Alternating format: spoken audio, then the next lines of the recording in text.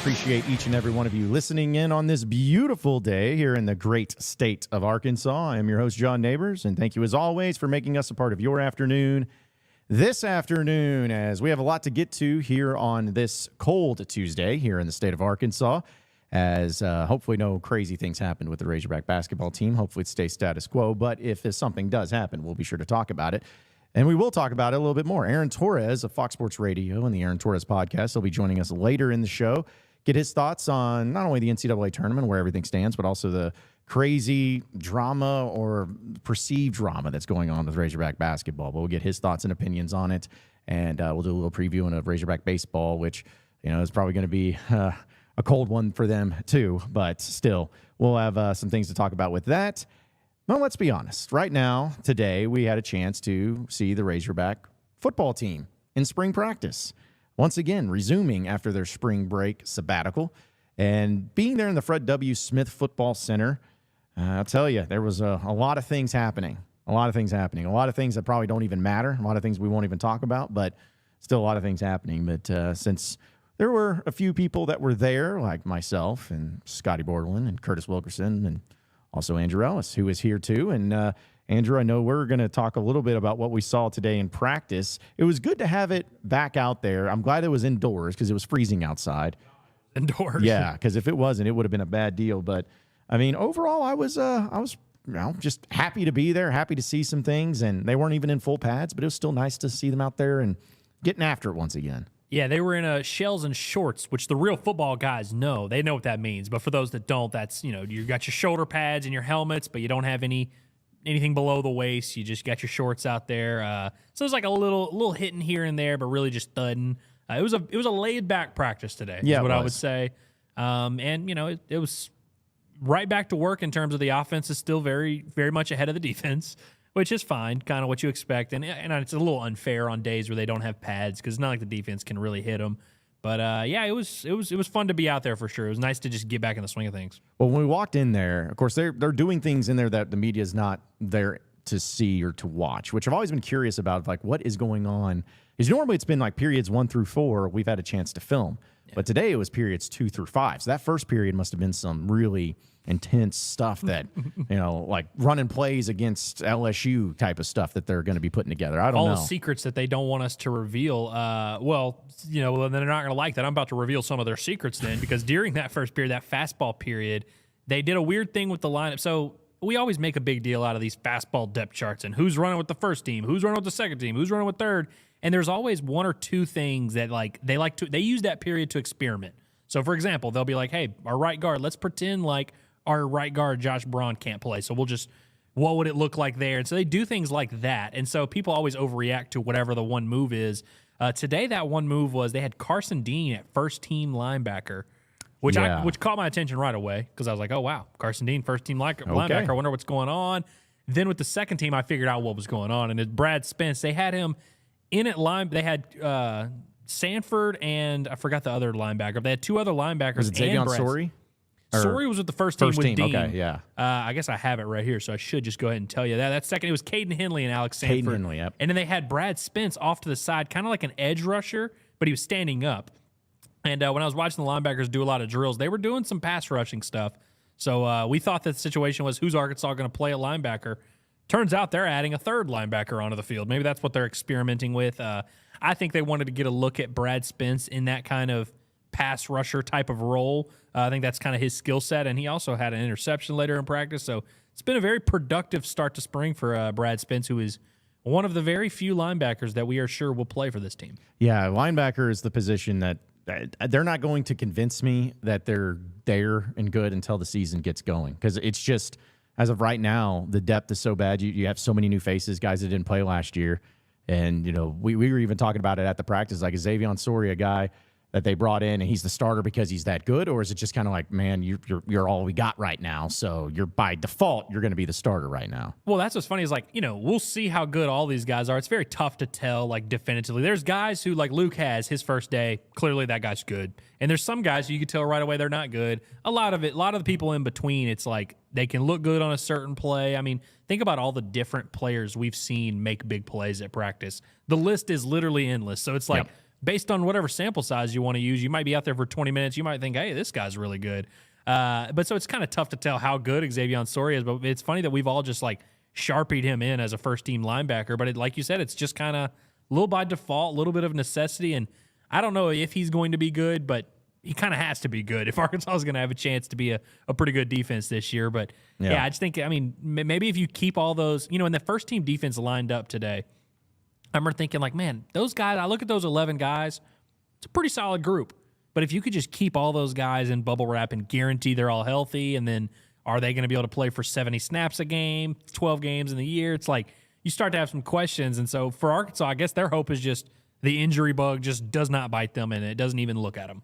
Yeah, because they're going to be their biggest hope for that linebacker spot. And you can't have good linebackers, you might as well have healthy linebackers. Yeah, it's like, what is it they say? It's a stupid adage, I always forget. The best ability is availability or whatever. That's my favorite ability. It's true. It's true. It's a very important ability to have, is availability for Arkansas linebackers. But we got to see a few periods there that we filmed, and if you haven't had a chance, you can check out the highlights at the Natty State Sports YouTube page, and 4K 60 frames a second. You're not getting that anywhere else, I can tell you that. High quality stuff. It's good that we got Spielberg to come in and shoot it for us. That was awesome. Right. As you can tell, if you watch the video, you'll notice it's very similar to Spielberg's work. Yeah, like we were going to go Stanley Kubrick, but Spielberg was available. He's a little bit closer. So we checked it out, but we'll get to more of the defense because I think there's a lot to break down there. But the offense, this is really where it's at for me, Andrew, because we, again, talked about it during the practice. I like the fact that it is simply the offense and all 11 starters are there. It hasn't changed. It's been Taylon Green ones, no matter what.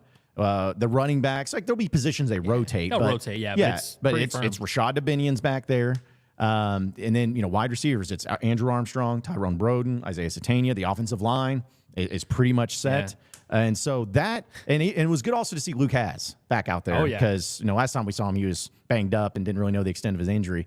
But that was going to be my biggest question heading at least to this practice, is after the week and everything, was that sometime that Bobby was, after seeing that, I want to work on these or move these around. And it's not, man. They got all 11 starters set, and unless something drastic happens or any sort of injury, knock on wood, but it looks like those are going to be your starting 11 by the time the season actually ends up starting. Well, and no matter what sport it is, there's always like an adjustment period there's a time period where you're trying to find your guys. And so you kind of experiment, you're trying different things. You're not really getting better as a group because you're just trying to find a group first. Arkansas has a group, and that starting line, it's kind of funny. On the first day of practice, they had Tykees Crawford and Keyshawn Blackstock rotating at right tackle, and you're like, all right, might have a position battle here. It's been all Keyshawn Blackstock since then. It hasn't even budged. Quarterback obviously hasn't budged. And so it's like, like you said, they've kind of got their group, and now who knows what this offense will be, but they can at least make those strides, and it kind of accelerates their development a little bit, getting that group. And I think that had to be a point of emphasis where they were like, hey, we've got a new quarterback. We've got all these new offensive linemen we're trying to mix in here. Let's not waste any time. Let's go. We know who our guys are. Let's go play. And I really like that. And I'll tell you, the group that is really maybe the story of spring, the group that really makes me feel the best so far is that receiver room. Yeah. Every single guy, you go all the way down the line, looks like every guy is taking a little bit of a step forward. Andrew Armstrong was really good last year. He looks even better this year. Tyrone Broden might be the most improved player on the team. I mean, he's really seems to be taking everything a lot more seriously. I mean, Satania made a ton of plays today. Like they were doing those right after you left to go get your haircut. They did ears lowered. You literally right before John left, he said something about how he's like, "Oh man, I really like the tap pass. I wish they would do some of that cool stuff." They did a tap pass to Satania, and he like made 3 guys miss and got about 14 yards. Sexy. You just go on down the line. I mean, even to Sla, who people may have been underwhelmed with what he produced last year, but I mean, if that's your 4th option, it's a pretty overqualified 4th option. I mean, Davion Dozier, Desmond James, the freshman C.J. Brown. It just seems like there's about 8 guys you can make an argument for in that receiver room that need to be playing a lot. And, it's a lot different than the linebacker room where you have options, but it's really like who among these guys can help us. With a receiver, they know they have a few guys that can help them. And you mentioned Luke Has. You also on the injury front, we should mention Tyrus Washington. Yeah, was back out there today too. in a green jersey, starting to work his way back. It seems like that he's on track with his injury. So I mean, yeah, the tight end room. I mean, Varkey's Gums make a few plays. Like their weapon, this team's weapons on offense, I feel pretty good about. They've encouraged me through the first few weeks of spring ball for sure. Well, getting with the offense and looking at it from the wide receivers, because I agree with you. It's like you have the guys that are perfectly built for what you're trying to do or what you would think a wide receiver group you'd want to look like. You got 2 tall dudes on the outside because Broden's, I think, listed at 6'6", 6'7", whatever it is. And, Armstrong, I think, is at 6'5". And so you have these big, able-bodied athletes. And then in your slot time, you have Isaiah Satania, and you got a guy that has a lot of speed. And you mentioned Tesla. We know about he could be a physical guy, but he's got good hands and everything. So yeah, Jaden Wilson's kind of a guy I've overlooked a little bit. He's kind of the mix of all of it, where he's just a really well-rounded, experienced guy who's in there. And I mean, again, might not be a star or anything, but if that's your 4th, 5th guy, you're in pretty good shape. Yeah, and so that to me is what is exciting about. Listen, we know that there's a lot of new faces on the offense, new coaches, pretty much the entire realm, except for the tight end position. We know that there's a new quarterback in. There are new offensive linemen that are going to be, because I guess we're looking at 3 starting offensive linemen that are transfers. Yeah, that are transfers in. So, there's a lot of that. But that to me, I guess, is what surprises me more, is there's a lot more faces, new faces on the offense, but the offense has already been set. Like, it's almost like, and who knows, maybe we'll get a chance to talk to Petrino, hopefully. But it's almost like when he was hired, he looked at everybody that they had and everybody they were trying to get out of the portal or whatever, and he knew and scouted them. Was like, all right, I know that this is my guy. I know I know Andrew Armstrong is my number 1 wide receiver. I know Luke Has, tight end. I know I really like what Blackstock is doing or Fernando Carmona, whoever. It was just a little surprising to see so many new faces here, but yet that's the one that seems the most stable, the most established, and at this point in time in spring, the most further ahead compared to what the defense is right now. You think back to years past, like transfers that come in, whether it's spring ball or fall camp, there's always like that acclimation period. Yeah. Like I remember when Dorian Gerald, which at the time, Dorian Gerald was a huge transfer from the JUCO ranks. I remember it took him like 2 weeks before he could really get his feet wet. And like, that was just a normal thing. You have your transfers. They need to take time to kind of stay back and kind of figure out their role. Like even Rakeem Boyd, it took him a while to get to the point where he was running with the ones and stuff like that. I just remember all these examples. Nowadays in college football, I think teams have figured out you don't have really any time, especially when you bring these guys in knowing they're going to start. And the thing that sticks out to me, I just go back to the first practice, and I remember when they were first splitting up into their position groups, Fernando Carmona was the guy talking to the offense of like, hey, let's get this going. Let's get this energy. And like, it's very weird to see those. I mean, not weird, but it's cool to see those transfers come in and just immediately establish themselves as the guys on the team. And, it just helps accelerate this whole thing. So we don't have to do this whole feeling out process of like, oh, who do we trust here? Who do we like here? They just jumped right in there. And I just really like the personality of these guys and the way everybody seems a lot more comfortable, especially on the offensive side of the ball. There's a lot of good vibes there. Yeah, I was kind of going to be my discussion is why is that? Why is it that with these new faces and new coaches and you would think that if you just walked in and you didn't know anything about what happened last year and didn't know anything about the coaching changes or anything, and you walked into just watch this practice, I think everyone would be like, and you were asked like, who do you think is the more experienced or returning the most or whatever? You would think it's the offense. And is it simply just Bobby Petrino, or is it just a great group core guys that they just brought in and it's all clicking right now? Because it's just such an interesting thing where it shouldn't be this good. It shouldn't be this established already at this point. But I tell you, it really goes back to like even before practice started, anytime we spent with the O-linemen, you could tell at least the O-line, those dudes hit it off right away. Oh, yeah. I don't know. And again, we don't know who the culprit is. Maybe it was Josh Braun who brought all these guys together. Maybe it was just guys with good personalities like Addison Nichols and Fernando Carmona who just kind of sparked the whole group. I don't know. I mean, Sebastian Trotolo, you remember he kind of had a similar thing where when he joined that O-line, it was obvious right away. It's like, hey, this is a leader. This is a guy who's going to talk and be vocal.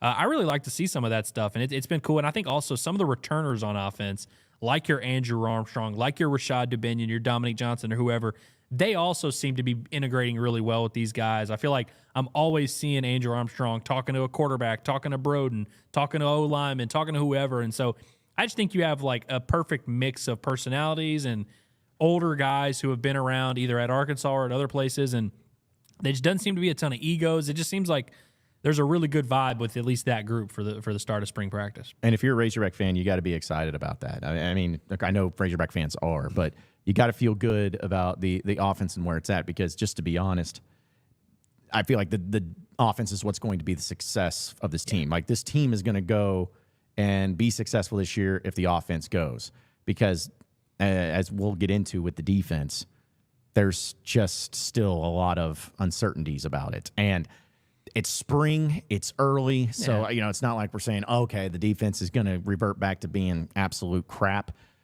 But there really hasn't been anything I've seen from the defense that just stands out to me of like, oh man, this is going to be great. Like, we know Landon Jackson's going to be a good player.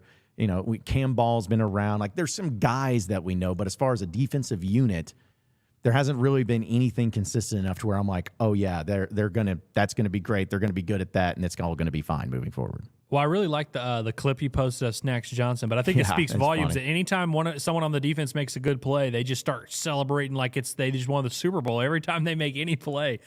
Which you kind of, that kind of stuff is fun, but I do think it's kind of funny where there's like little good moments here and there. But I agree, like I think there's a lot of questions. There's just a lot more to prove for that group. And I was thinking about it today. Like, there are a lot of quality transfers that Arkansas got in the past few years that were after spring ball or during spring ball or kind of late in the process. I mean, Trajan Jeffcoat didn't commit until like June last year.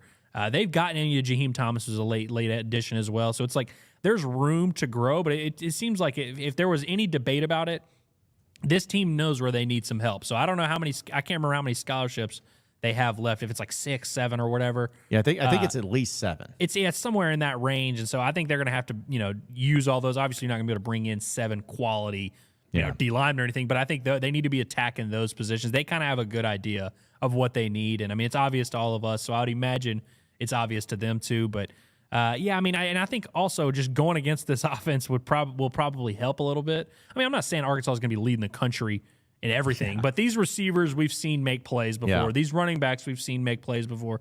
Taylon Green's been around Division I football and been a playmaker before, so it's like that iron sharpening iron should help the defense a little bit. But I think that if nothing else, through 3 weeks, like this team has established its strong points and where they need help and where they need to improve a little bit, and so there's a lot of questions to answer for that defense, but there's plenty of time to answer it. I mean, it's still very early. I mean, it's still not even April yet. Yeah, we'll continue to talk about the defense here in just a second, folks. But I did want to tell you about one of our new sponsors here at Natty State Sports. It is Autograph and the Autograph app.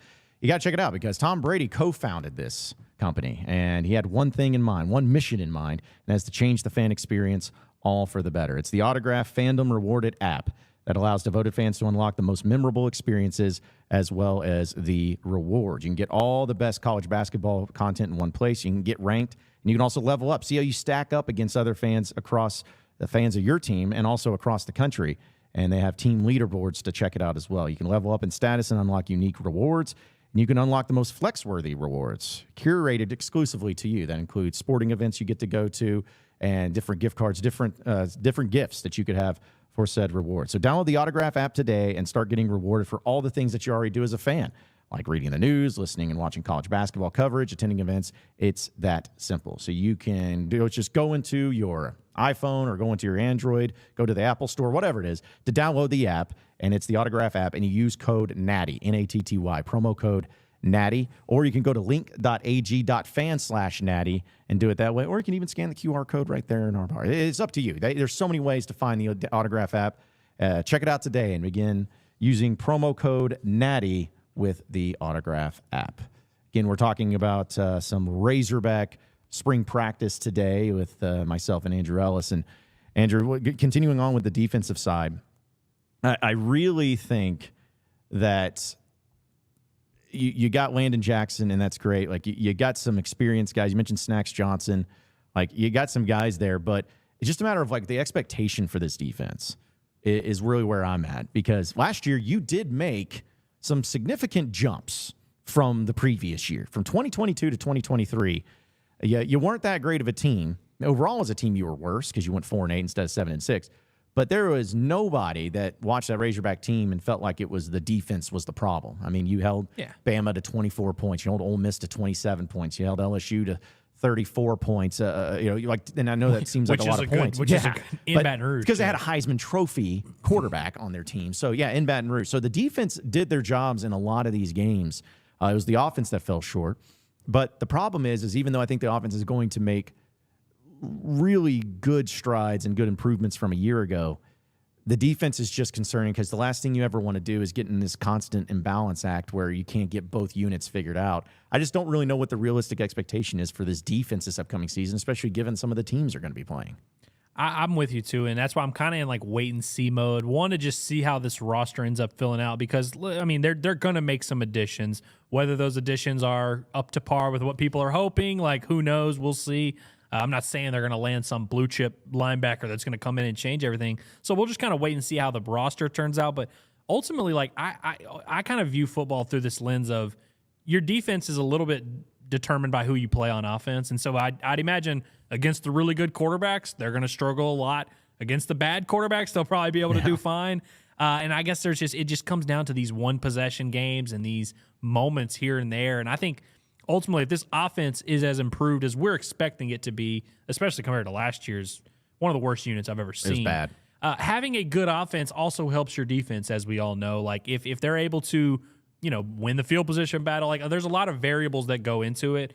And so I'm hoping that Arkansas can just get to a point where they're not having so much pressure on their defense. And that was kind of the issue last year is there just was so much pressure. There were times where in the first half, Arkansas would be kind of hanging in there, but once they're on the field for 38 minutes, it's like, hey, they kind of wear out down the stretch. And so I think there's a lot of ways you can kind of survive if you have a shaky defense. I mean, you're going to play quarterbacks that suck, and they won't be able to pressure you as much.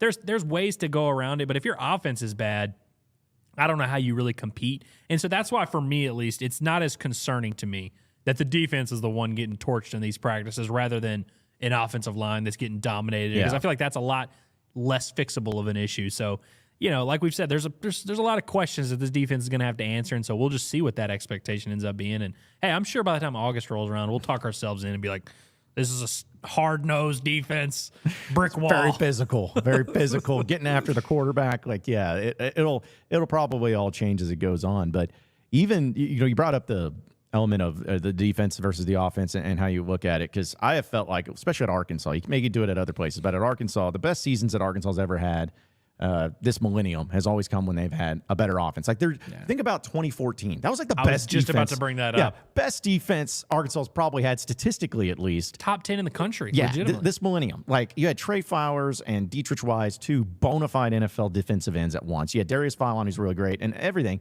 and he went 6-6. Now, and that was, we could spend a whole time talking about how that should have been better than what it was, but still, but if you think about the offenses, like Bobby Petrino's offenses were always, of course, top of the line, and the defenses were fine. And that's what I'm going to be curious about with this year's team. Is it going to be like that again, where the offense is good, like top 5, top 6 in the SEC maybe, and got all the weapons, and they're really exciting and explosive and all that, and then the defense is just like hoping and praying that they come up with a few stops here and there, maybe a few turnovers, because Bobby Petrino's defenses maybe got a little bit of a bad rap at times.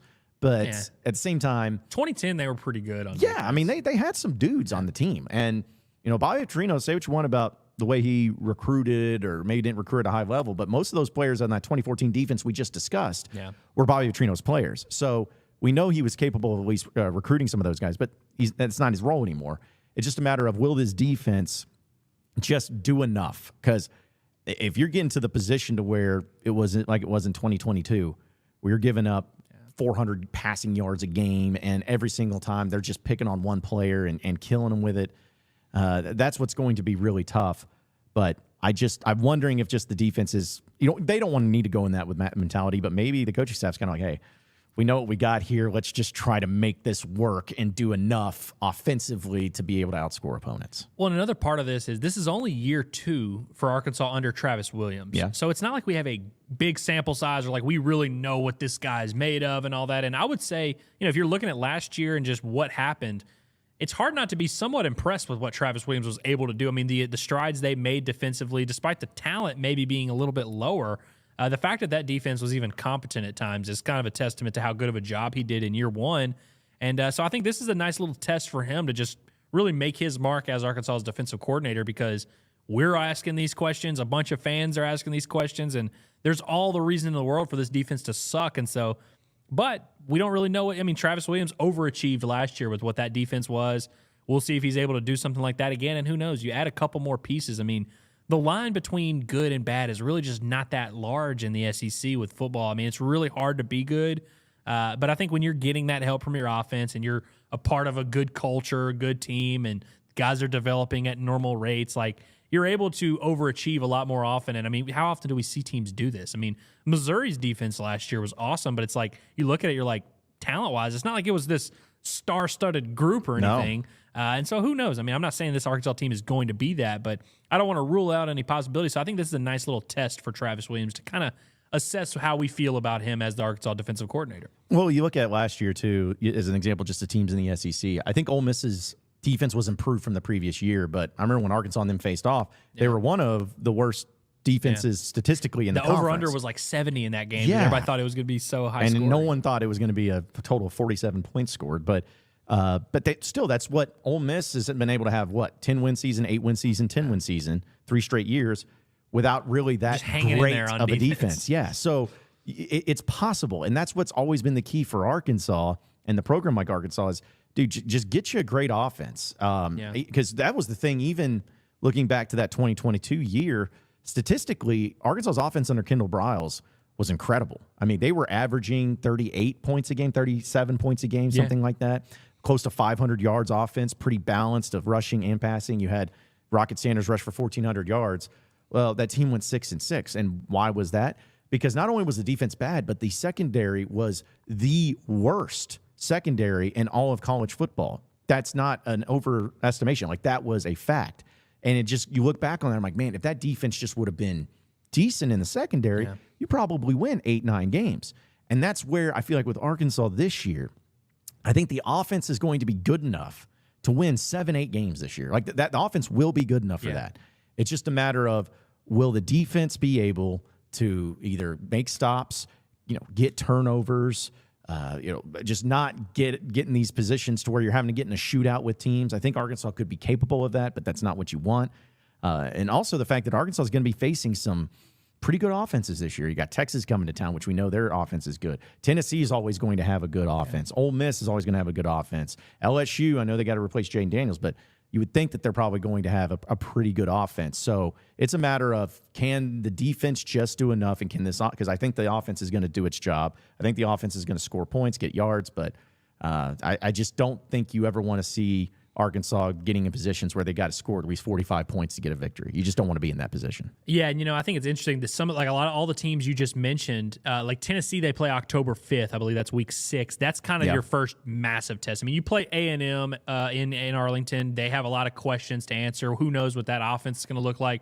At Auburn is going to be a tough trip for you to make, but it's not like you're going to face a team with a first-year quarterback, because they're going to be replacing Peyton Thorne. Auburn wasn't great last year, so it's not like you're facing a juggernaut there. Oklahoma State was very up and down last year offensively, and so it's like there's not, in the first 5-6 weeks, it's not like you have a ton of high-octane offenses coming to town that you're going to have to answer for. So it gives Arkansas a little bit of time to kind of figure out what they're going to do, find an identity, and ultimately, I just think being opportunistic and kind of getting off the field when you have a chance and doing the little things can just make a difference. And so if this Arkansas offense or Arkansas defense is just in a position to fall on a fumble and maybe pick off a pass, that's about as much as you can hope for. Look around the SEC, all these teams, even Georgia and Bama at times, just get cooked by the best offenses. Yep. when you face a high-level offense with a really good play caller, you're kind of at their mercy a lot of times. I mean, Arkansas knows that as well as anyone with Bobby Petrino. Like, that's the ultimate equalizer. And so I think ultimately, if you're trying to shut down these high-level offenses, you're not going to do it even if you have really, really good talent. And so I just think ultimately there's a lot of variables, like you mentioned, that are going to play into this. And so we'll see how this team evolves. But they got plenty of time. I mean, it's March 26th now. It's a lot of time between October 5th and March 26th. So it's like there's a lot of time for them to evolve and add some pieces. And maybe we'll feel a little bit differently about them now. But as of right now, as it stands, defense is struggling a little bit. Yeah, and I mean, again, it's not the best thing in the world, but it's also not the worst thing in the world. So what's also another nice element is that I keep comparing it to the Bobby Petrino years because that was Bobby Petrino, and that's who he's offense coordinator now. But even the games that he lost, I guess he lost, what was it, 5 games in his final 2 seasons at Arkansas. Yeah. He lost to Alabama 24-20 in 2010. And let's be honest, that offense was a better part of that Alabama team, but it was still their defense. I mean, they still had Marcel Greg McElroy, right? Yeah, Greg McElroy. They still had Mark Ingram, Trent Richardson, Kubelik's co-host. That's who was the quarterback. Yeah, exactly. Julio Jones was still on that team, but their defense, they replaced a lot from the championship team, but they still had guys like Marcel Darius and Courtney Upshaw, Hightower, I think, Terrence was on that Cody team. that year?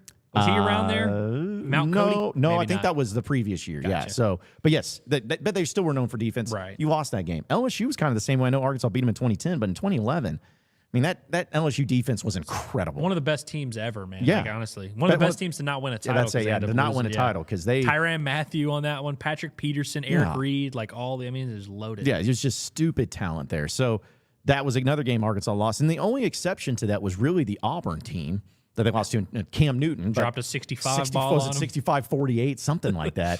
But besides that, though, it was always the defensive teams that had high-level defenses that was the bane of Arkansas's existence there. Because even Ohio State in the Sugar Bowl, that was more just Arkansas beating itself more so than anything in the beginning and dropping passes and all that. But not to have revisionist history, but still, that is where, like putting it to now, that's the Bobby Petrino offense to where, defenses have changed. Like you mentioned, defenses has changed, game has changed, the college game has changed so much, especially in this conference where, the days of, first off, Nick Saban's not in this conference anymore, but just the days, besides maybe Georgia, of having these defenses that just hold teams to 12 points a game, that just doesn't exist. It does not happen.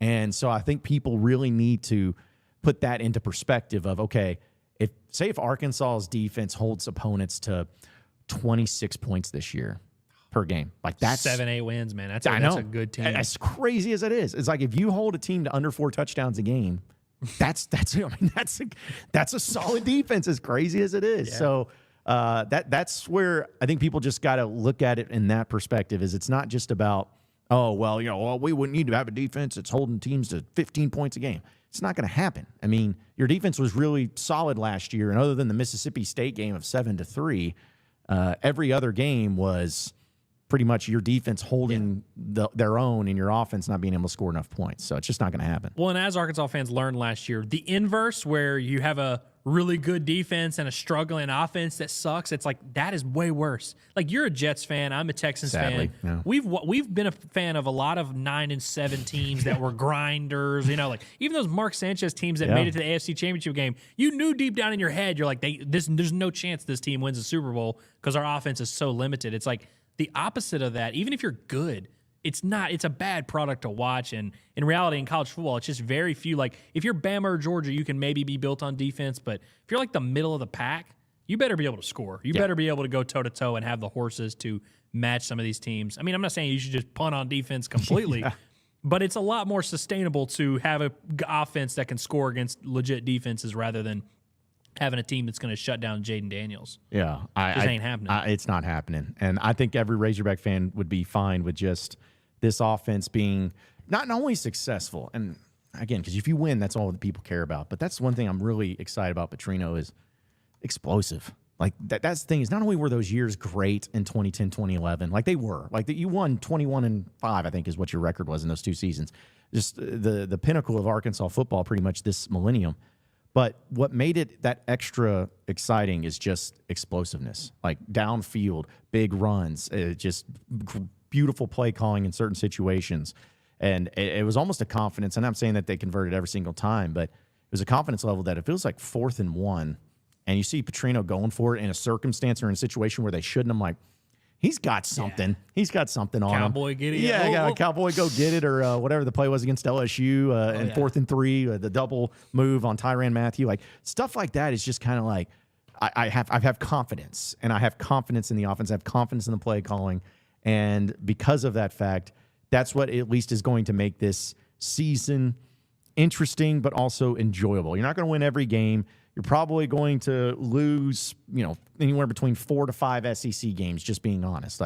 But can you make the games? Because even last year when those games at Arkansas were in, they just weren't entertaining. And you didn't feel comfortable. Even if you were up 3, you felt like they were about to take the lead. Yep. If you were up 10, you were like, oh, you're looking at the clock, like, oh, there's too much time. If you were down 3, it was insurmountable. It was like, this team just can't come back. Yeah, you just felt like, because really, other than, was it Eastern Illinois or Western Illinois? I think it was the first game of the year. I think it was Western Illinois. The Leathernecks. Yeah, like Arkansas just boat raced them from the get-go, and I was like, yeah, it's a great feeling. But from that Brad point, Spence scored a touchdown in that game. That's right, pick 6. I think it was it the first touchdown? No, it was who scored? No, it was Jaden Wilson scored the first touchdown. First play of the game. And I remember after that game, I was like, okay, offense is clicking. But from that point, for the next 11 games, there was not one single game where I'm like, I like this. This is a well-oiled machine. They got it going on here. Even you didn't like the Kenny Guyton showcase against Florida? Yeah, like even then, it was just like, nope, I don't like it, because if it wasn't for the kicker missing a field goal. I remember I bet on Florida, and I was so mad. Oh, man. You know how bad of a gambler you have to be to lose a bet on the Arkansas football team, and you like that's when they that's went 4-8. One. Yeah, that's a tough look. Well, because also it wasn't Akron, was it? Was it the second game of the year? It was Kent State. Kent State, that's who it was. Who sucked. Yes, and you looked pedestrian against them. So the point is like, I don't see Arkansas going down against UAPB and looking like, oh, they're going to win this game 21-17. Like, I just don't see that happen. I hope it doesn't, knock on wood, but I see this offense against opponents they're supposed to score against, and opponents that they can take advantage of. They're going to be able to do that. I truly believe it, and I think that alone is at least going to give you some confidence, because there wasn't a single game you went into after that Kent State game where you're like, I feel good about it. I feel good about it. No, you didn't feel good about going into any game. And then during the game, even when it was close, you're like, they're still going to find a way. Still going to find a way to lose. So can they overcome that this year? Can they overcome that with some of the issues that they may or may not have? That's going to be the ultimate question. But I know we'll get to your Arkansas update here in just a little bit too. But Andrew, before we wrap up on our spring practice, is there any other notes or nuggets that stood out to you today, at least? I'm just going to share, as every practice, the most entertaining things are when we can hear the players talking. Oh, man, yeah, it's awesome. My favorite moment today, Snacks was very good. It was very entertaining, but there was a moment where the receivers were doing a drill where the coaches were throwing them like fades almost, and they were just, whoever was throwing it was just kind of struggling a little bit, and Andrew Armstrong said, man, we got Mark Sanchez at quarterback. And then Tyrone Broden just said, man, we got Brown's RG3 at quarterback. And they started just naming bad quarterbacks. And every time there'd be a bad throw, it'd just be like, oh, there go Brandon Whedon throwing the ball again. And it was so funny. And I just love it. I loved it. It was a good bit. Our job is to come up with funny bits.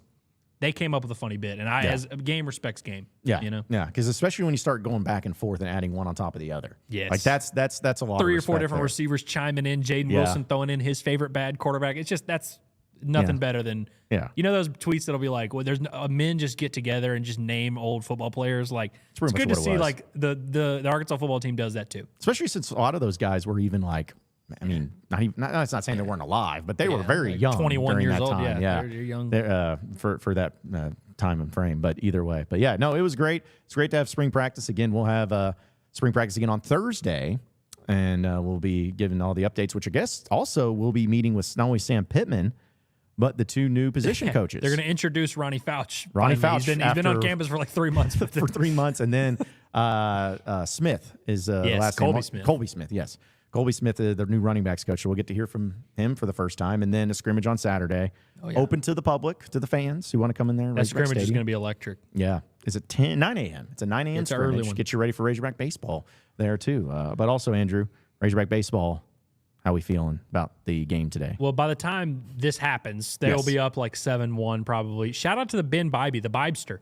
Yeah. Kansas City boy. He, was having a really good offseason. Had a great summer in California. Had some good moments in off-season scrimmages, and then just had a weird hamstring injury right when he gets over that. Mono, really good. This Arkansas pitching staff, that's what they needed, was another arm. And they got him, and they could have another big arm coming soon. Okay. I'm talking about Hunter Dietz. Looking forward to that one. Fans are going to love Hunter Dietz, dude. Yeah. If y'all think Gabe Gackel's cool, and I love Gabe Gackel, Dietz might have better overall stuff than Gabe Gackel, which is saying a lot.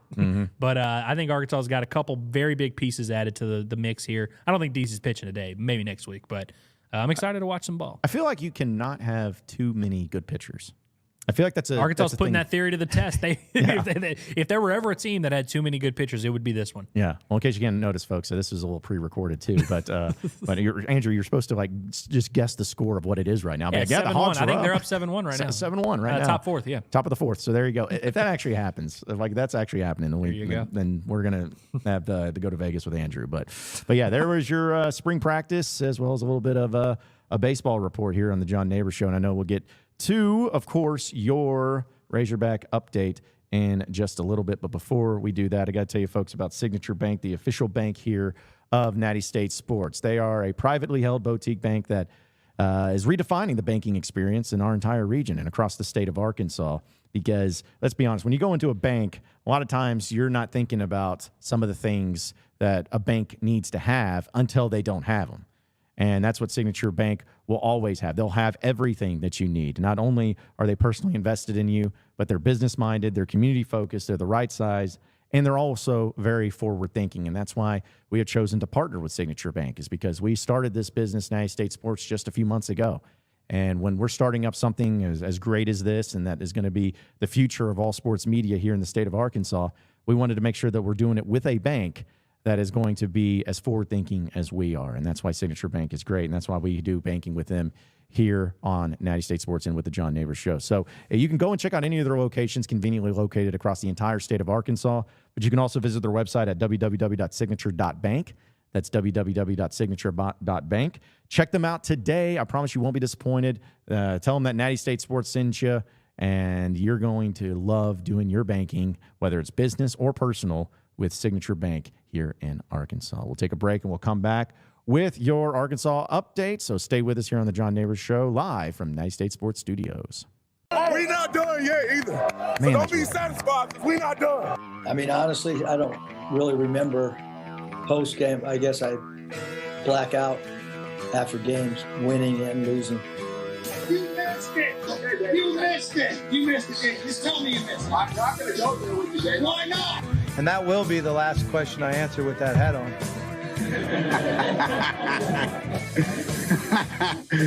Oh, shoot. That is why Arkansas is fantastic. Yes, sir. And I I didn't like the game, but I'm glad I was able to walk off the floor again and deep inside and have that funny feeling that, hey, one more time, Horns. Best guys. I know it's a tough time for you. The coach is gone, but you got a new coach now, and you got to listen to what he says. Okay, I know you're thinking, oh, who is this new guy? Where's the other guy that crashed the motorcycle? We like him better. He was cool or whatever. Forget about all that. Listen to the new coach and get out there and win some games. Oh, brother, this guy stinks. You guys act like it's... Pick it up a little bit. Okay? Get your chin up. Smile. Smile. Okay? Dang, you guys, all right? If not, I'm not talking. I'm so excited. Big Red. Oh. Guys, I've got just one thing I want to say to you. Touchdown, Arkansas! I was a teacher today. Told those boys, welcome to the SEC. Well, Fayetteville is 1,843 miles away, but the call of the Hogs can be heard all the way to San Francisco. Let's stick my dick in the mashed potato. Go Hogs. Powered by Arkansas, for Arkansas. Every time you put a mic in my face, I'm going to say Arkansas.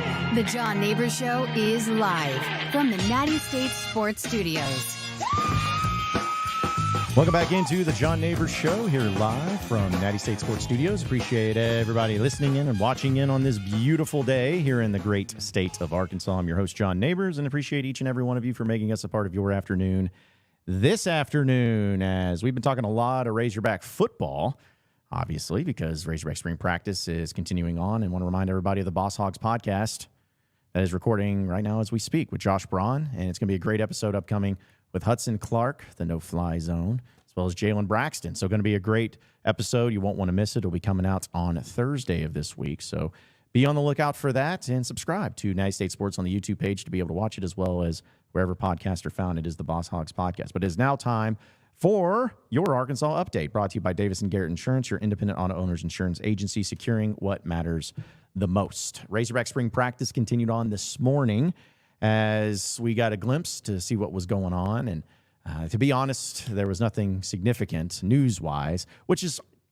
actually probably a good thing, just being honest. You don't want to have any sort of news coming out of spring practice, because more often than not, it's bad news. It either deals with injuries or somebody no longer on the team or entering the portal or whatever.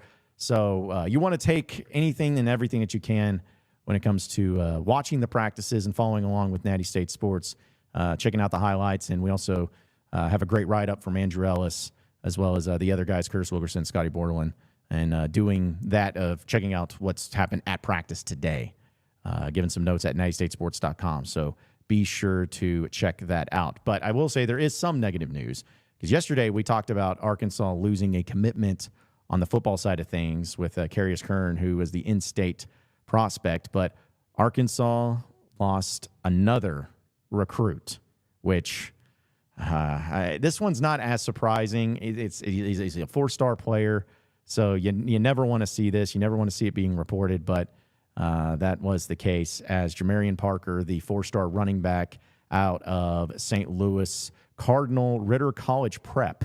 Imagine saying that as your school. He decommitted from Arkansas. He had heard and had offers from Michigan State, Oklahoma, Oregon, Purdue, Louisville, and Tennessee. So a lot of great offers. But to be honest, just like we kind of assumed, he was being recruited by Jimmy Smith, the running backs coach, who is no longer at Arkansas and transferred. I shouldn't say he kind of transferred in a way, but he took the job down at TCU at the running backs position. So he officially decommitted. So it's not ideal in the timing, especially given that Arkansas now has lost back-to-back 4-star caliber players from their recruiting class for 2025. And people are going to take this as a bad move and a bad look, which I'm not going to disagree. It's not great, but it's still spring practice of 2024. This time next year, who even knows what's going to be happening? Who knows if the coaching staff's still going to be intact at Arkansas? Who knows what type of players that they've added? Who knows who they're going to be getting out of the portal? Who knows? So I'm not going to hit the panic button. I'm not freaking out. And especially because, listen, if the coach that recruited me at my position, Jimmy Smith, left Arkansas, odds are I'm probably not going to stay committed either. It's just the facts. So we'll see what Colby Smith, the new running backs coach, can do in recruiting, and maybe losing this 4-star leads to opening up the door for another 4-star running back. But still disappointing, something you don't want to see, but still, they got bigger fish to fry this spring and this upcoming season than worrying about where a freshman or potential freshman high school player is going to be coming from there. So there's that. And also this, I can't remember if I mentioned this yesterday, but if I didn't, so I'm going to repeat myself. But Razorback Baseball got their game moved to 3 p.m. today. It was originally supposed to be for 6 p.m., got moved to 3 p.m. And softball originally was at 7 p.m., got moved up to 4 p.m., and now it just got canceled altogether.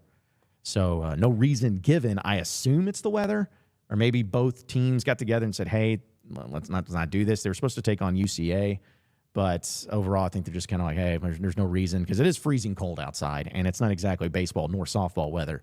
So that game got canceled, but they had to move some things around for the weather.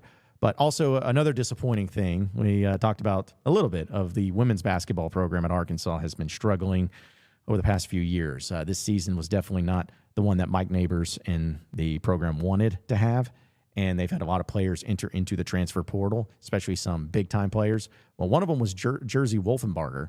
As she entered into the portal, well, she committed to LSU, because LSU women's basketball, as if they don't have enough talent, enough greatness going on down there. That's where she is taking her talents, and we'll see where some of the other players are going to end up for the Razorbacks. But nothing you want to see. It's not ideal. I get it. I understand it. I see it. But still, there's a lot of time, a lot of things that could happen, a lot of changes that could be made. So we'll see what Mike Nabors ends up doing with his staff. Because a lot of people have been coming up to me and saying, how does Mike Nabors still have a job? How is Mike, he should be fired. Well, we've talked about it, but the contract that he has is pretty large for his buyout. It's not just a simple, here's $500,000, see you later. Like, it's a significant buyout. And so I'm sure that is something that's weighed heavy on Arkansas, because let's also be honest about this too. Very few universities in the athletic departments, with the current state of NIL and facilities that are needing upgraded and everything, a lot of them are not just trying to eat tens of millions of dollars for firing coaches. You think about what Calipari and in Kentucky, they're keeping him. Now, I said yesterday that I don't really see why they would want to fire him right now. I'd see it maybe next season, and he's not been good. Like, I'm not trying to defend him or anything, but I'm just saying that there's been a lot of moving parts to that situation. And considering the buyout and the lifetime contract that he has and everything with NIL, is that really the type of money that wants to be fronted to fire him, hire a new high-quality coach? Because let's be honest, it's Kentucky. You're not going to go down and hire some coach you're not going to pay at least $5 million to or more per year. So you had to add that into the mix, plus the NIL. That's just a lot. That's just a lot to deal with. So point is with the Mike Nabors situation, I think that what goes into it a lot financially. Now, you can be mad about that. You can be frustrated. You can say that's dumb, that's stupid, they shouldn't do that, it's bad, whatever. And in most cases, I probably agree with you. But the current state of NIL right now and the current state of these programs and what they're trying to accomplish and what they're trying to do and focusing in on NIL, they're going to be very cautious with the way that they spend money, especially when it comes to buyouts and for coaches and for firings too. So what a weird time. And I'll be honest about this, and I know this is kind of going into a whole another thing about your Arkansas update, but I'm wondering what Hunter Yurachek's doing right now. And I'm not asking that in a condescending way. I'm just asking it honestly, we haven't heard from Hunter Yurachek much at all. With this Eric Musselman situation that's been hot and cold, back and forth, nothing's been said. No coming out and saying, we're committed to Muss or anything. And then you had the football changes on the staff. Then you have, the Mike Nabors situation. People want to see if, is there a statement or something coming out? People are getting the vibe that Hunter Yurachek's checked out, which I certainly hope is not the case. I know that there was the position open at the athletic director spot in Texas A&M, and some people were thinking that he jumped to that because, he was at Houston before and has some Texas ties down there. Maybe, just maybe, there'd be the case of him jumping ship. That didn't happen. Texas A&M filled their athletic director position. But I will say for Yurachek, someone who's always been very vocal, someone who's always come out and talked a lot and said a lot of things and been pretty upfront, I feel like he's been dangerously quiet here recently. He doesn't owe me anything, just like he doesn't owe you anything, but I'm wondering what he's doing. Is he currently working on something for Eric Musselman? Is he currently trying to get more money for NIL? Is he currently trying to figure out what to do about some of the issues that are going on in the U of A? I assume he is, but when you don't hear anything, you're just kind of left to your own belief and your own way of thinking. Like that absolutely could be the case. So I'm just concerned, I guess, is really the good term. Like I'm concerned about where everything's at right now, and I hope it all changes. Hopefully it all gets going, but yeah, help us out. Like, communicate with us. Just let us know. That's what we want to know more than anything, is just you letting us know what the crap is going on. Because the sooner you do that, the sooner you aren't going to have idiots like me coming out here all the time and just being like, is something wrong? Is something amiss? Or do they have money? In the speculation. You could do that very, very easily. Just in the speculation. That's all I'm asking. Folks, I got to tell you about one of our great sponsors here on the John Nabors Show, as well as United States Sports, is Superior Contracting and Development out of Valonia, Arkansas. They are licensed residential commercial contractors specializing in all aspects of home building and remodeling. Now, when it comes to you wanting to do some additions, some changes all to your house, it's a tough process to do, especially when you think about it in theory and in your mind. You're like, oh, yeah, we totally can bust down all these walls and make a bigger man cave. Yeah, we can totally build a pool. Yeah, we can put up fencing. Yeah, we can do all these things. It's easy. It sounds so easy in our mind. Well, it is a difficult process, but it's only going to be as difficult as the people that you bring in and you hire to help you with that project. And that's what Superior Contracting and Development. They are the easiest to work with and the best to do it. So when you contact them, they're going to make sure that you have everything you need, understand everything that you need, and they will go through and talk you through it all, and to make sure that whatever you're wanting to have happen to your house, either inside or outside, that you're able to do with no problems. And that's why we love them being a sponsor here, because they are local here in the state of Arkansas. And even though they're based in Valonia, they go to all four corners of the state of Arkansas. So if you're in Northwest Arkansas, Southeast Arkansas, Texarkana area, or Jonesboro, it does not matter. The guys and the fellas and the great people over there at Superior Contracting and Development can get you taken care of. So give them a call today at 501-453-3053. That's 501-453-3053. You can also email them at contracting@superiorark.com. Check out their website, superiorark.com. But no matter what it is, when it comes to your interior and exterior remodeling and building of your home, make sure it's done with Superior Contracting Development there in Valonia at 501-453-3053. We are going to take another break here on the John Nabors Show live from the United States Sports Studios. Aaron Torres, Fox Sports Radio, on the Aaron Torres podcast, will be joining us next. You won't want to miss it, so stay tuned here on the John Nabors Show. All right now, we are joined by a very special guest here on the John Nabors Show, someone who knows all about college basketball, especially with the madness that's going on, March Madness, not only on the court and in the NCAA tournament, but also off the court with the coaching carousel and transfer portal and other madness. And it is our guy, Aaron Torres of the Aaron Torres podcast, as well as Fox Sports Radio. But AT, as always, man, appreciate you joining us. How you doing this afternoon?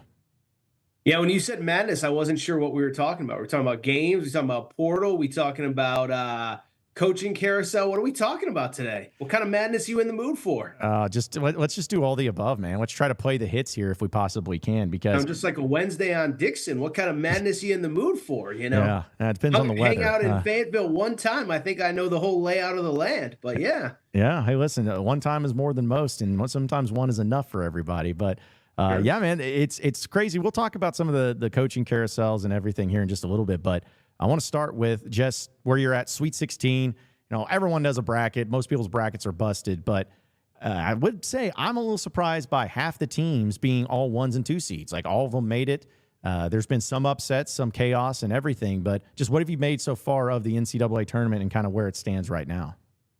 Yeah, I'm one of those. I like the good teams advancing. And I'll say, you know, I did say on my show at various points, like I think I was a little bit ahead of, you know, NIL and the portal maybe flattening out the playing field a little bit. But I did feel like by the end of the year, there were about 8 or 10 teams that really felt like they were separating themselves, not just UConn and Houston, but the Iowa States, the North Carolinas. I still think Arizona's upside is as much as anybody. So am I a little bit surprised that none of them were on the wrong side of an upset? Of course I am. I mean, just the history of the tournament will tell you that that's the case. But I also remember saying, you know, 2-3 weeks ago, as I felt like there would be a lot of chalk advancing to the second weekend. So, you know, everyone's, you know, tastes are a little bit different, John. I'm excited for, you know, I'll be at UNC Bama on Thursday night. I'll be at Clemson, Arizona isn't one of the more high profile ones, but Illinois, Iowa State, UConn, San Diego State, a rematch of last year's national championship, Houston, Duke on Friday, Gonzaga, Purdue on Friday. Give me the teams that we have actually watched all year. I know that the Florida Atlantics and the Oaklands and the whoever's are fun in the moment. But I like, you know, if I'm going to spend 5-6 months invested trying to figure out who's actually good, I like it when the Carolinas, the Arizonas, the Tennessees, the whoever's make it to the second weekend of the tournament. Yeah, and the thing is I hate to admit it, but I don't see anyone beating your UConn Huskies. They won the national championship last year, and it just seems like they're on another mission.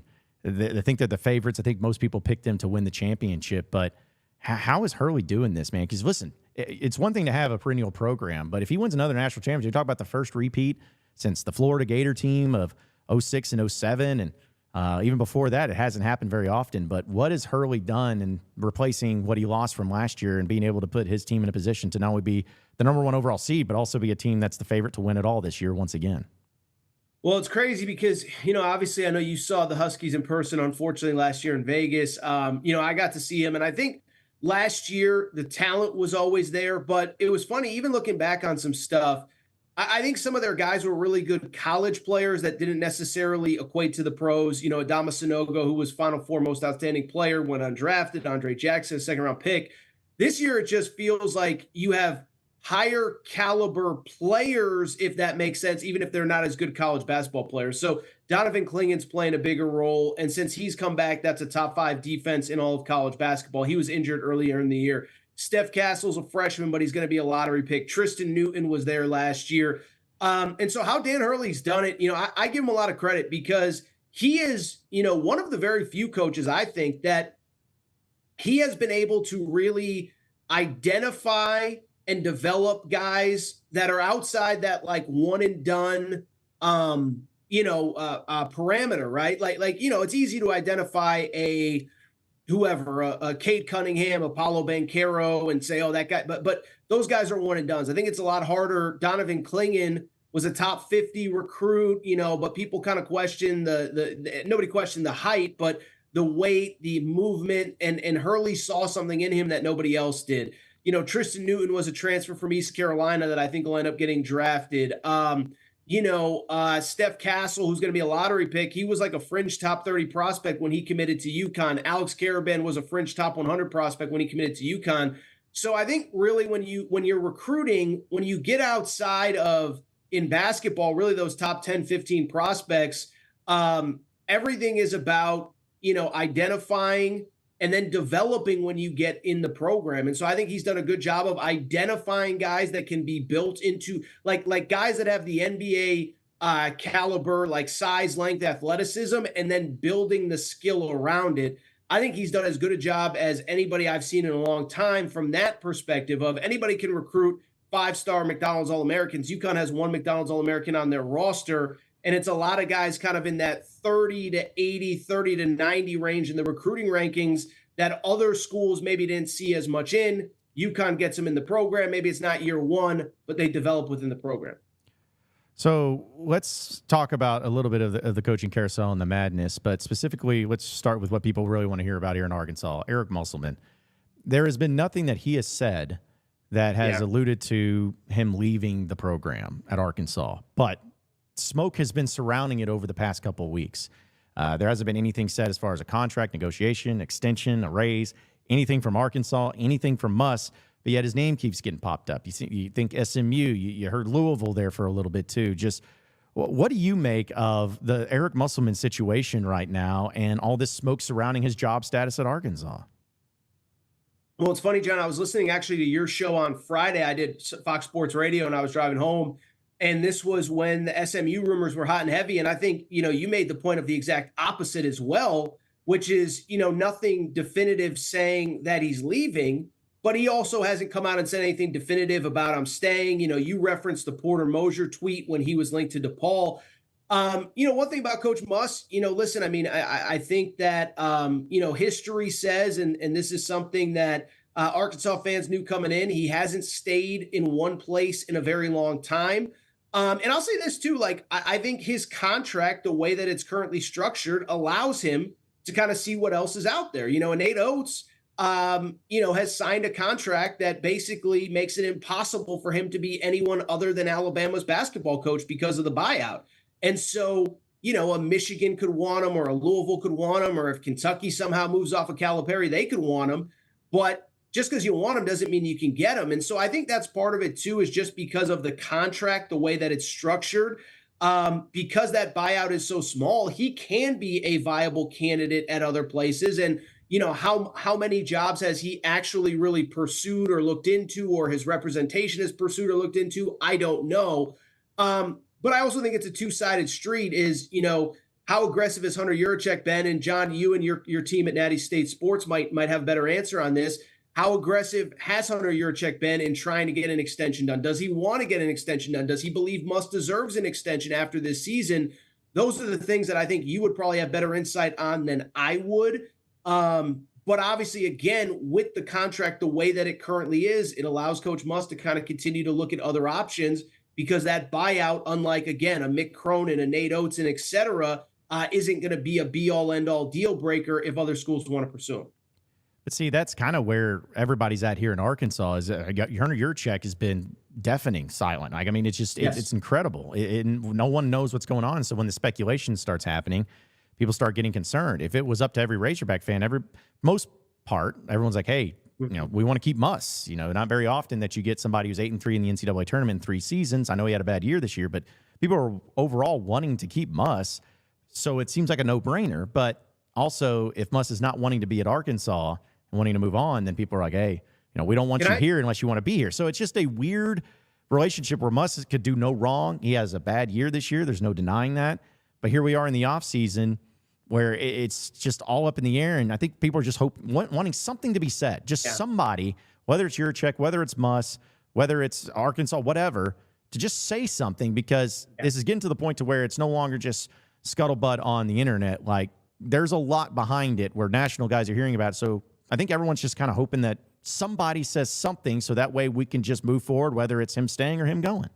Well, and if I can jump in on that, I know it's no saving grace, but if it makes Arkansas fans feel better, you guys aren't the only major program dealing with this, right? I mean, besides all the obvious coaching changes, I mean, look at what's going on with Kentucky is, we all watched that disaster against Oakland. We all knew about John Calipari's buyout. I thought it would preclude Kentucky from seriously considering moving on from John Calipari. And I only bring it up because Monday or Saturday morning, we all wake up to the Matt Jones report that, there is serious consideration of removing him. And then all of a sudden you get to Monday and Calipari's doing his radio show as if nothing has happened. And I think Kentucky fans are kind of in the same boat as Arkansas. Listen, and it's the same concept, John. I see you smirking over there, but it's the truth is like, can we get the AD and the coach in the same room? And I don't know all the dynamics quite at Arkansas like I do at Kentucky, but it's like they're just too, at Kentucky anyway, I think they're just too, what's the movie? Grumpy Old Men, Walter Matthau, and whatever the other guy was, where I don't think they communicate. And it's like, can we just get them in the room to figure out, is this guy coming back? Is he not coming back? You're a boss in your position at Natty State Sports. Like, if you were considering letting somebody go from the team, and I know you have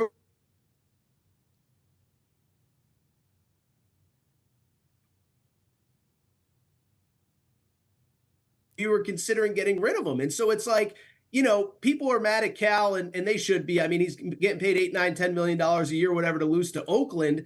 But at the same time, like, if you're the AD, be an adult, get on the phone and say, like, and to your point, if you're not moving off of him, which I think, we're recording here at 4:15 Eastern time, 3:15 Central, I don't think Kentucky is moving on from Calipari, but it's kind of the same thing. It's like, can we get a statement from the AD? Can we just get a piece of paper, a press release that says, hey, Coach Cal and I met today, and we're not very happy with the results of this week or of this NCAA tournament, but I believe he's the right man for the job, or he's going to continue being the head coach or whatever.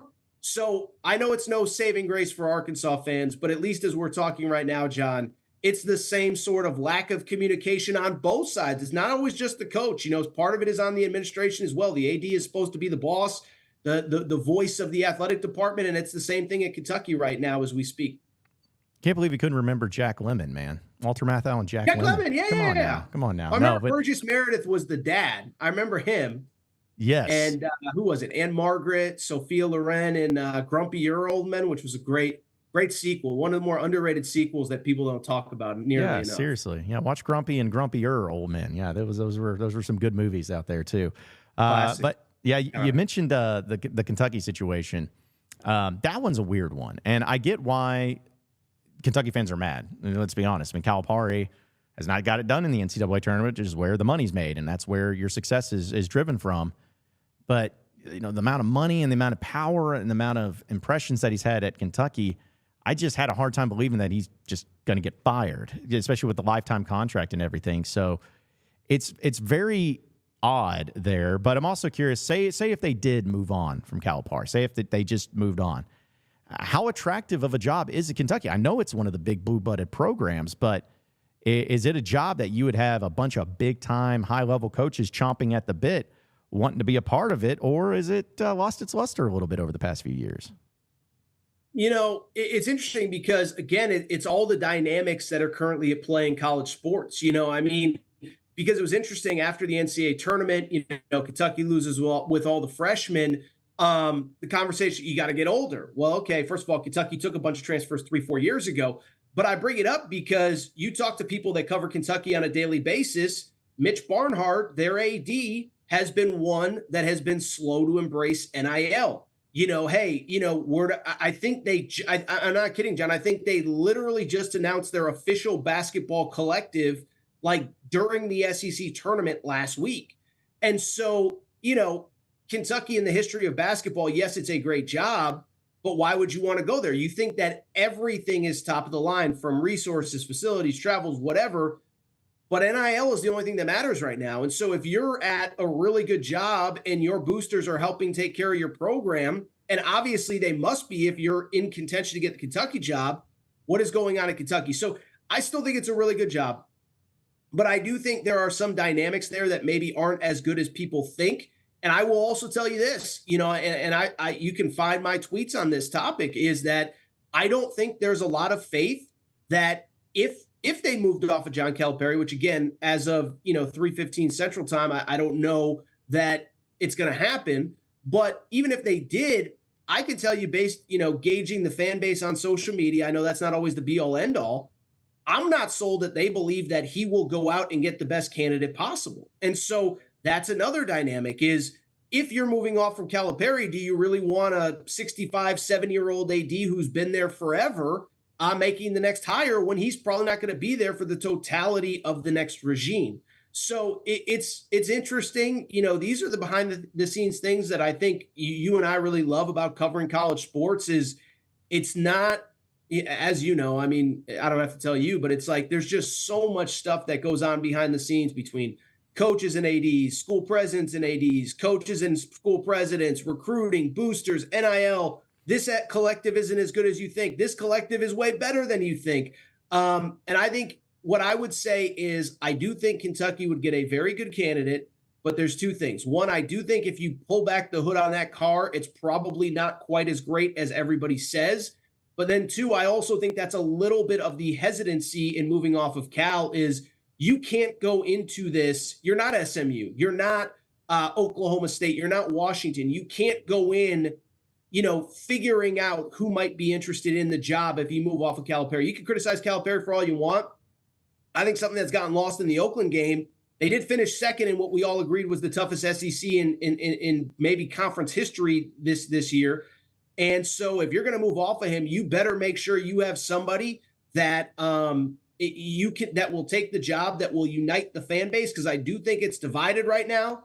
But you know the way to further fracture it? Have a 2-3 week coaching search where you publicly whiff on a candidate or two. That'll divide the fan base even more.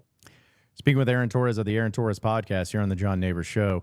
And, you know, you mentioned the SEC.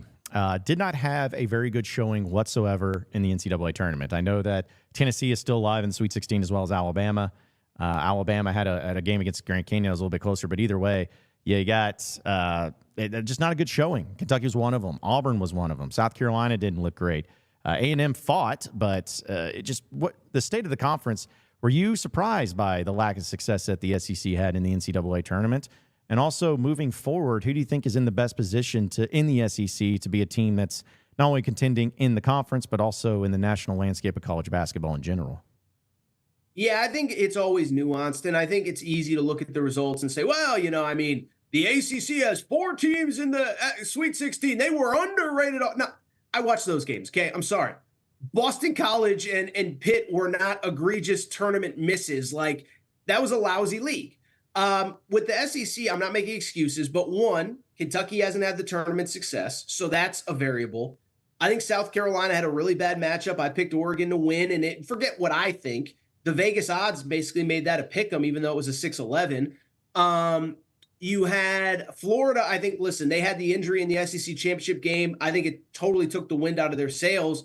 And so to me, the only one that was truly like stunning to me was Auburn losing in round 1 to Yale. That was one I just did not see coming. So I'm not as worried in the bigger picture. But I do think you can't deny that it's not a good look. And listen, I know it's a very public conversation, but I think it's accurate. It was an especially bad time for the conference to fall apart on the biggest stage when we all know that Greg Sankey is advocating to expand the tournament to get more power conference teams in. So listen, he and the commissioners are the most powerful people in college sports. That's not going to change. So I'm not going to sit here and lie and say because Mississippi State lost to Michigan State, let's all put tournament expansion on hold. Like, that's not what I'm saying. But it was kind of a bad look. But I'll be honest, I really think outside of the Auburn game, I can't sit here and say that I was truly stunned of any of those results. Maybe in all seriousness, I was a little surprised that Mississippi State lost to Michigan State, but it's a matchup-based tournament, and I just thought a lot of the matchups did not favor the SEC teams. Well, what I'm going to say is that the SEC is just desperately needing Arkansas because they're the only ones that seem to be consistently making it far into the NCAA tournament, which I'm going to toot the horn of Arkansas and Muss. I know that they didn't make the tournament. We all know that, and it wasn't a good year, so I'm not saying that everything's great. But it is pretty fascinating when I was running the numbers that since Muss has gotten to Arkansas, he's 8-3 in NCAA tournament. Bama with Nate Oates and Rick Barnes at Tennessee both have records of 5-3 since in that same span that Muss has been the coach at Arkansas. Both of those teams would have to win, or one of the teams would have to win a national championship to surpass Muss in tournament wins. Wow. And so that's something to where I don't think people really understand how difficult it is to win in the NCAA tournament. I mean, these are good coaches. Bruce Pearl's a good coach. John Calipari's a good coach, elite coach, a national championship winning coach. But sometimes you take for granted almost how difficult it is, not just to win in the NCAA tournament, but to advance in the NCAA tournament with a lot of these matchups and a lot of the teams that you end up playing. So there's no doubt. And it was funny because I was actually thinking about that while I was watching the tournament. And, like if I tweet something out, Torres, Torres, a big, Arkansas homer, whatever, blah, blah, blah. So I kind of kept it to myself. But it's like, you think about some of these teams that lost, it's like, Kentucky, it's like, it's been a 4 or 5 year run since they've really made a run. You think about Purdue, the celebration of them just making a Sweet 16. I'm trying to think of others. I can't remember everybody off the top of my head outside of the SEC. But, what Muss has done is incredible. And I mean, take out the last 3 years, but also a Sweet 16 at Nevada. And I do think there is something to winning in the NCAA tournament versus just winning in the regular season. And I'm not saying that, dismiss an entire regular season for 2 good weeks in March, but at the same, look at somebody like Shaka Smart. He's been around forever. I don't think people realize this. This right now, as we speak here, is his second weekend of the NCAA tournament since he made the Final Four in 2011. So we're talking 13 years since he's made the second weekend, and Muss did it at both Nevada and now obviously 3 times at Arkansas. And so, I don't want to speak for Arkansas fans, but I think talking to you, following you and your crew and all your guys, I think, there was obviously a lot of frustration during the season, but from a distance, and you can tell me if you disagree, it feels like Arkansas fans are appreciating like, hey, this season didn't go how anybody wanted, from administrators to coaches to players to fans to whoever. But what Coach Muss has done the last 3 years is really hard to do anywhere. And maybe as frustrating as this thing was this season, it isn't quite as bad as a lot of people made it out to be. One of the things I think that Muss said in his final press conference after their loss to South Carolina in the SEC tournament is that he says he's more motivated than ever. And, Muss is a guy who has a lot of marketing background, and we know that he's hype and he's excited, he's passionate, and he's ahead of the game and forward thinking, but Muss has never gone through anything like this before. So assuming that he stays at Arkansas and assuming this is going to be the case, what do you think a motivated, pissed off, embarrassed Eric Musselman is going to look like next year, assuming that he's Arkansas's head coach? I always think he gives 100%. So it's not like, there's another gear. Listen, I'll be curious, who they pursue in the portal, how they pursue it. I think whether it was talking to you, maybe he said it publicly, I don't know. But, I think there probably will be an emphasis more on guys that maybe have an understanding of what it takes to win. I'm just curious to see how the pieces all fit. I know the guys that have left via the portal. I don't know how many of the other guys, would come back. I know, Battle has publicly said he's going to probably, I think, correct me if I'm wrong, but test the waters, but also potentially return as well. I think he's going to be as motivated as ever. And I think, listen, anytime you don't succeed when you've been successful, it makes you reevaluate. It's all of us in all of our walks of life. I'm sure you've had moments where things didn't go the way you planned and you reassess, what did I do wrong? How do I get better? So I have no doubt that's going on behind the scenes. And I'll say this is, with the portal now being open, we wondered what it would be like for Muss to have full kind of focus on the portal without having to prepare for tournament games. I mean, it doesn't seem like he's slowing down in terms of getting kids, contacting kids, getting kids to campus. I know the big guy from UMass is on campus, I think, as we speak, or he was there earlier on Tuesday. But it seems as though he is as locked and loaded to rebuilding that roster as possible. And I think it'll be interesting because obviously, last year a lot of pieces came back. The year before you had the big recruiting class. This year it does kind of feel like a blank slate where, yeah, there will be a couple returnees, but from there he can kind of build this thing out how he wants. I'm fascinated to see what this roster looks like, again, assuming that he's back, next year and what that roster looks like. All right, last one before I let you get out of here, AT, dealing with the NCAA tournament. You mentioned expansion. Where you stand on this? I know we've talked about it before, but it seems like there's a lot of powers that be that want it because it always means more money, and we know that anytime they can make more money, they're going to do it. But what do you think of expansion? And if you're in favor of expansion, is there a number that it needs to be at, or are you fine with just the field of 68 and where it stands right now? Yeah, I think it's perfect, the way that it is. And I have yet to see, kind of like with the college football playoff going from 12 to 14 before we even got to 12, I haven't really seen anybody advocate for, outside of the people whose money, who make money off of this, I haven't seen anybody advocate this is something we need to do. Now, I'll say, I think if we go to 72 or even 76, which of course would mean just more play-in games, I don't think it's going to be the end of the tournament as we know it. I think you get beyond that, you start going first round, I don't want it. I've seen Fran Fraschilla say this a bunch of times, is 72, 4 more at-large bids. You play 1 game each, or whatever it would be. It'd be 4 extra teams, 2 extra games, 1 game each on Tuesday and Wednesday as play-in games. It's probably not the worst thing, and that's probably a compromise that probably makes everybody happy. I hope we keep it at 68. I think anything beyond 72 or 76, which would be 1 to 2 extra games on Tuesday and Wednesday, it's too much, man. And I'll say this too, I was out in Vegas for the Pac-12 tournament, and I think what we forget, there's a whole industry that's built around that Thursday through Sunday of the first weekend of the NCAA tournament. And you start getting all day on Tuesday, all day on Wednesday type stuff.